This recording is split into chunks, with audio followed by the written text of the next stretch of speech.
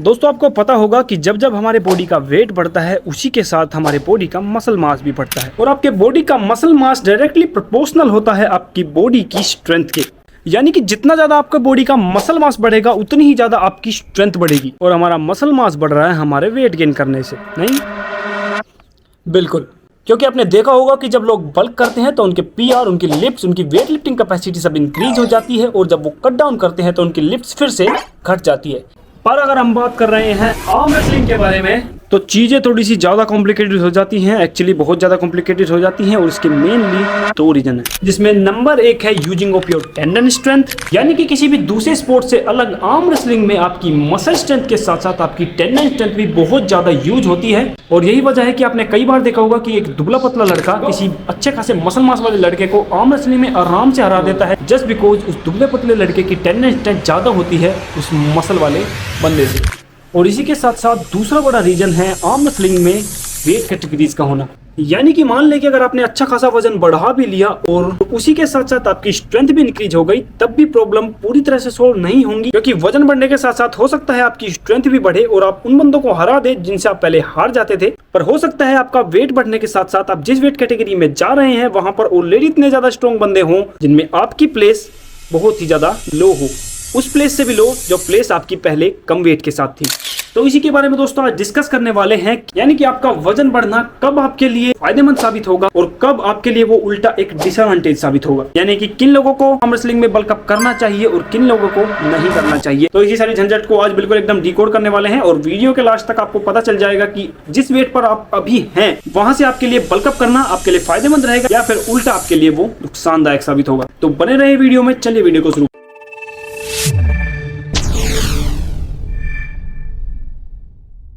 तो दोस्तों बात ऐसी है कि हमारे जो स्टूडेंट का वेट जो है वो काफ़ी बढ़ गया है एकदम से, मतलब वो कुछ ऐसा दिखता था और एकदम से ऐसा हो गया है, हमारा तो बढ़ नहीं रहा।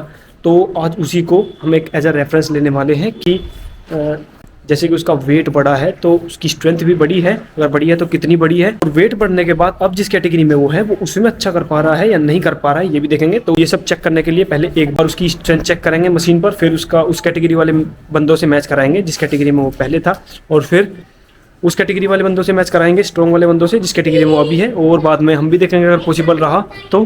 देखते हैं, एक बार आने वाले हैं सभी। चलिए एक बार दिखाता हूँ आपको कि किस स्टूडेंट के बारे में बात कर रहा हूँ।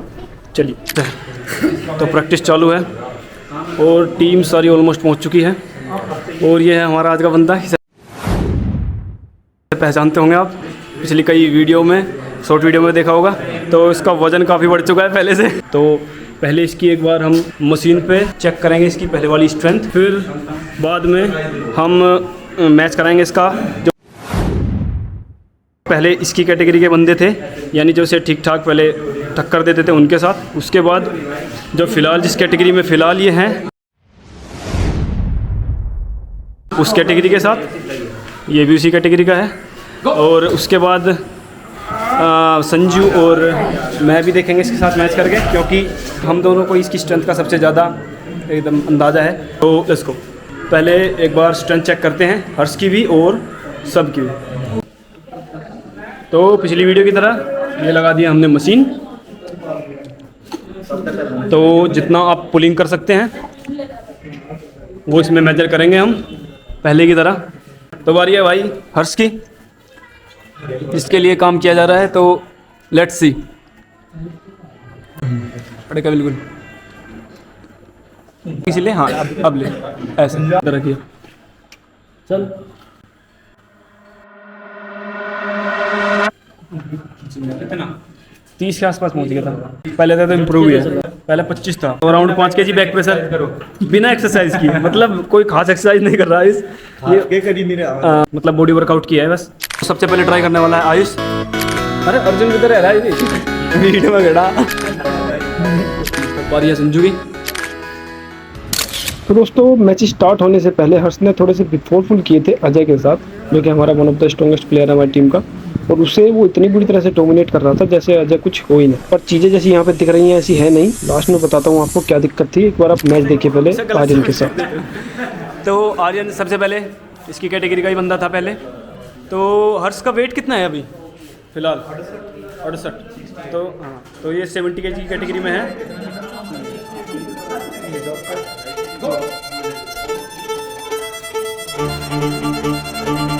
उल्टा मत कर, बोल के गैलिंग करना नहीं तुझे।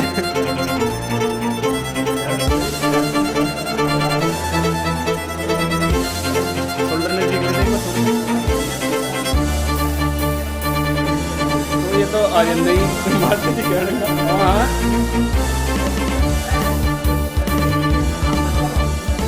वाह वाह वाह, बढ़िया बढ़िया बढ़िया। इतने अच्छे मैच की एक्सपेक्टेशन नहीं रखी थी हमने आर्यन से, तो थोड़ा सा रेस्ट दे के करेंगे उसको, ऐसा नहीं कि एकदम से सर वो। देखते हैं वो हमारे स्ट्रैप बादशाह को हरा पाता है नहीं। स्ट्रैप मेरे तो भी हो रहा है।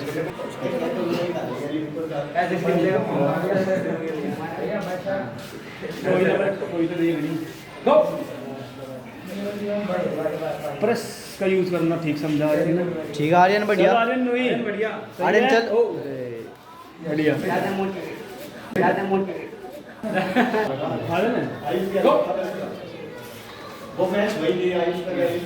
चलो गो ओप।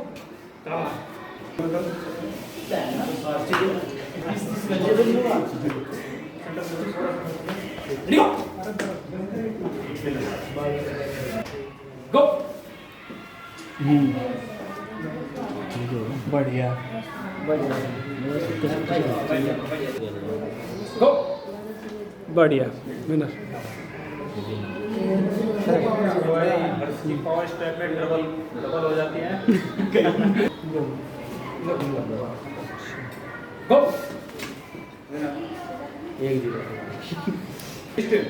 गो गो ओ स्टेट चैंपियन स्ट्रैप में कैमरा स्टार्ट गो विनर गो हो गया बढ़िया। सेम इसी की कैटेगरी के तो दोनों ऑलमोस्ट सेम कैटेगरी के प्लेयर हैं, वेट भी इनका सेम है। हाँ तो इसका थोड़ा सा ज़्यादा है। तो हर्ष ने बेशक अपने से जो जिस कैटेगरी में पहले था उस कैटेगरी के प्लेयर को सारों को डोमिनेट किया है, बट अब देखते हैं जिस कैटेगरी में अभी फ़िलहाल है उस कैटेगरी में क्या कर पाता है।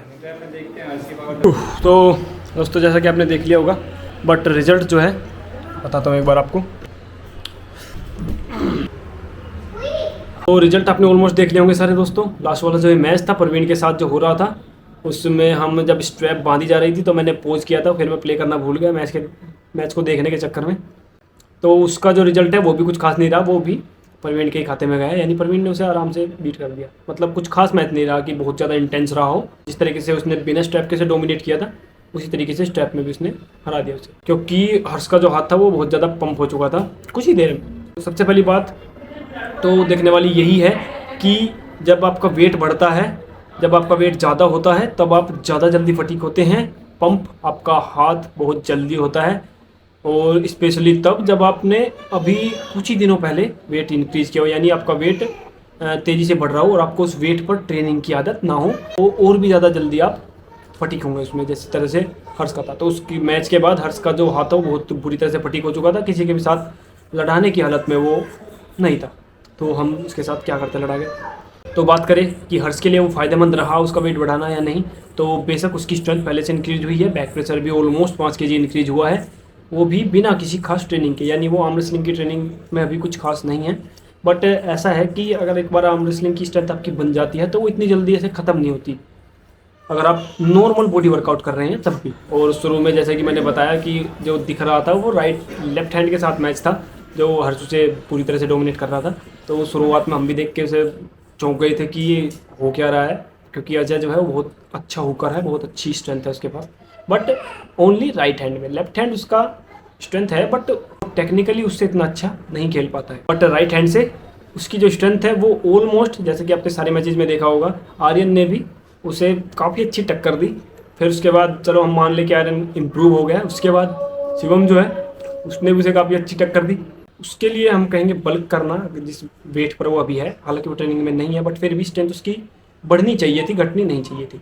बट उसकी स्ट्रेंथ मैचेस को देखकर ऐसा लगा कि बिल्कुल सेम ही है, और उल्टा वो बहुत ज़्यादा जल्दी फटीग भी हो रहा था, तो उसके लिए तो टोटली वो फ़ायदेमंद नहीं रहा बिल्कुल भी। सो अगर बात करें हम आपके और हमारे बारे में, यानी हमें बल्क करना चाहिए, आपको बल्क करना चाहिए, यानी इस वेट पर आप अभी हैं वहाँ से आपको वज़न बढ़ाना आपके लिए फ़ायदेमंद रहेगा नहीं। तो देखिए दोस्तों, डिपेंड करता है कि आप किस वेट पर हैं अभी और किस कैटेगरी में आप खेलना चाहते हैं। यानी कि अगर मान लें कि अगर एग्जांपल के लिए हम अभी 60 की कैटेगरी में हैं, 55 की कैटेगरी वैसे लोकल कॉम्पिटिशन्स में मिलती है, हालांकि अब है प्रोपंजा और नेशनल लेवल पर भी 55 की कैटेगरी है, बट ज़्यादा जगह 60 kg की कैटेगरी है। तो अगर 60 में हम खेलना चाहें, तो अगर हम बात करें अपनी, जहाँ मेरा जो वेट है और संजू का वेट है वो 53-54 के अराउंड जो है वो घूमता रहता है, बढ़ता नहीं है उससे। तो हमारे लिए अभी यहाँ से बल्क करना बहुत ही ज़्यादा फ़ायदेमंद रहेगा, बहुत ही ज़्यादा अच्छा रहेगा हमारे लिए, क्योंकि जब हम 53 की वेट के साथ 60 वाली कैटेगरी में खेलते हैं तो 59-58 kg वाले जो बंदे हैं वो बहुत ज़्यादा डिफरेंस हो जाता है उनकी स्ट्रेंथ में और हमारे में। थोड़ा बहुत भी आर्म रेसलिंग में काफ़ी डिफरेंस दिखता है, बट वेट से आपको डेफिनेटली फायदा मिलता है। 4-5 किलो वेट से आपको बहुत ज़्यादा एडवांटेज मिलता है। यानी कि अगर आप अपनी कैटेगरी के बिल्कुल बिलो पर हैं, यानी कि 10 kg का डिफरेंस होता है अगर मान लें हम कैटेगरीज में, तो अगर आप अपनी कैटेगरी के बिल्कुल लास्ट पॉइंट पर हैं, यानी कि अगर आप 60 या 70 कैटेगरी में हैं और आपका वेट 51, 52, 53 या फिर 61, 62, 63 है, तो आपको बल्क ज़रूर करना चाहिए। ज़रूर आप जिस तरीके से भी आप वजन बढ़ा सकते हो, आप बेशक आपका फैट ही बढ़े, आपकी मसल मास बहुत ही कम बढ़े, बट फिर भी अगर आप लास्ट पॉइंट पर है तो आपको बल्क करना चाहिए और वो आपके लिए बहुत ज़्यादा फायदेमंद रहेगा। 4-5 किलो का भी अगर गैप है आप, यानी मैक्सिमम से अपनी कैटेगरी के मैक्सिमम से आप 4-5 किलो नीचे हैं, तो भी आपको बल्क करना चाहिए, वो आपके लिए फायदेमंद रहेगा डेफिनेटली। बट अगर आप पहले से ही 58-59 पर हैं या फिर 68-69 पर है, अपनी कैटेगरी के लास्ट पॉइंट पर है, सिर्फ 1-2 किलो कम है, तो अगर आप बल्क करेंगे तो आप अगली कैटेगरी में चले जाएंगे, जाहिर सी बात है, और बड़ी कैटेगरी में आप होंगे उस कैटेगरी के लास्ट पॉइंट पर, यानी कि आप कैटेगरी के वीकेस्ट प्लेयर्स में गिने जाएंगे, वीकेस्ट प्लेयर में चले जाएंगे, जहां पहले से ही बहुत पहले से उस वेट पर ट्रेनिंग कर रहे हैं और आप अपने वेट पर भी नए हैं और उनसे वेट भी आपका कम है। तो डेफिनेटली आपकी स्ट्रेंथ उन प्लेयर्स के सामने कम हो जाएगी बहुत ज़्यादा, और आपकी प्लेसिंग भी लो हो जाएगी उस प्लेस से जिस प्लेस पर आप अपनी कैटेगरी में पहले थे। तो उम्मीद है दोस्तों आपको पता चल गया होगा कि बल्क करना आपके लिए कब फ़ायदेमंद रहता है आर्म रेसलिंग में और कब आपके लिए वो उल्टा नुकसानदायक रहेगा। तो उम्मीद है दोस्तों आपको वीडियो अच्छी लगी होगी, और एग्जाम्पल के लिए जिस हमने स्टूडेंट को लिया था उसका सही तरीके से मैं जानता हूँ एक्सपेरिमेंट नहीं हो पाया, क्योंकि वो फटीग हो गया बहुत जल्दी और वो फिर घर चला गया। तो मिलता हूँ आपको अगली वीडियो में, और टेबल आपको पीछे दिख रही होगी, ये सेल के लिए ही है, तो जिसको भी चाहिए एक बार कॉन्टैक्ट कर लीजिए, आप वहाँ पे हमसे बार्गेनिंग कर सकते हैं थोड़ी बहुत। तो मिलता हूँ आपको अगली वीडियो में, तब तक के लिए stay training, stay strong, bye bye.